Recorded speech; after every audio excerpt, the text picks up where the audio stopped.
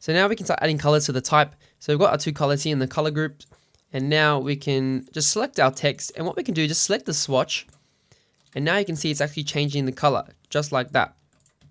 So it's looking a bit dark, maybe I want to brighten it up. I can just go to color, and then as again, just drag this up to bump up the color, and then I can go, and to create a new swatch, we can go new swatch, and that's got to use this color and drag it back. So now we've got two color reds. So we've got that, click this type, make it red, and then now I'm going to make these two ones white. And then now for the obvious, what we're going to do, I'm just going to unlock that because I locked it before. You just hold Command Option 2 or Control Alt 2, and I'm just going to select this. And if you go to Object, and you can go to Expand, or you go Type, Create Outlines. So now you can see they're actually just shapes. So I can come in here and select these shapes individually. But what we're going to do is, you can see if I select it, at the top left hand corner it says Group. We can ungroup that by pressing Command Shift G or Control Shift G. And now you can see it's transformed into a compound path. So now it's a compound path. You can see we can drag the words out, and we can select individually the parts we want.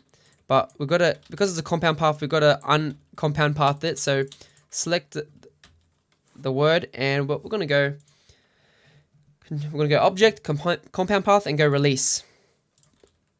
And you might get some weird shapes here, but what we're going to do, you can just select that and go. You can just, so you might get a weird shape. So what you can do, you can select that, and then what you can do, press Shift M for the Shape Builder tool, and you can just minus out how it was like before. And now we can actually select these individual parts of that type and get our own colors. So make sure you do the same for all this. You can select them all, go Object, Compound Path, and go Release, and you can release them all, and then go Shift M, and then just hold Alt or Option to minus it out, and you can click them back to normal how it was to get rid of these circles or the empty negative space in the 0 and the B and the 0 there, or the O. And now we've got all these individual shapes that we can just drag around and play with and change colors. So what I like to do, I like to press A for the direct selection tool and select them all. And then so we've got all those, and now what we can do is choose some colors. So I'm going to use this blue color that we used for the other one. So I've done that, and I'm going to actually double click this. Actually, I'm going to go to color guide, and we're going to find a dark color. So maybe you want to go to monochromatic, and then what you can do is actually press this little button here, save color group to swatch. If we go back to swatches now, you can actually see it saved those colors here. So what I can do is, I prefer to do, because these are in the back, we can do a darker color.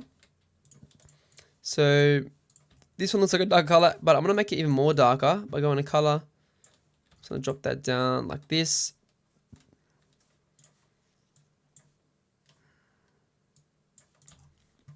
So you can see we've got this darker navy blue, and I'm going to save that actually to there. I might use these colors later as well. So for this darker color here, I'm going to delete these. And now I'm going to go ahead with the direct selection tool, and holding Shift, you can select all these shapes.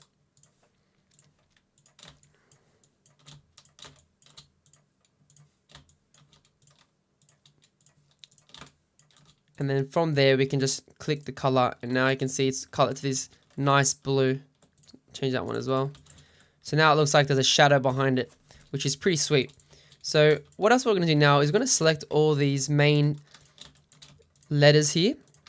Not the shadows, just all the letters. And we're going to go to Object. We're going to go to Path, and then go to Offset Path. So we're going to press Preview. And you can see what this does. It actually makes another path. It copies it, and then it makes it go out. Or if you can even go minus to make it go inwards, like this. So then we can add some cool effects. So play around with it. Maybe 7 is looking alright. Yeah, that looks looking good. And I usually keep this one round, so it keeps the joins round on the corners and stuff. And don't worry about the multi-limit. And you can click preview as well, turn that off and on. And I'm just going to press OK. And then now we've got this selection, And what I want to do, I'm going to press Control G. So now it's grouped. So we've got this selection here. So I'm going to press Control Z. And what we can usually do is I usually go to my transparency section, go to Window and click Transparency.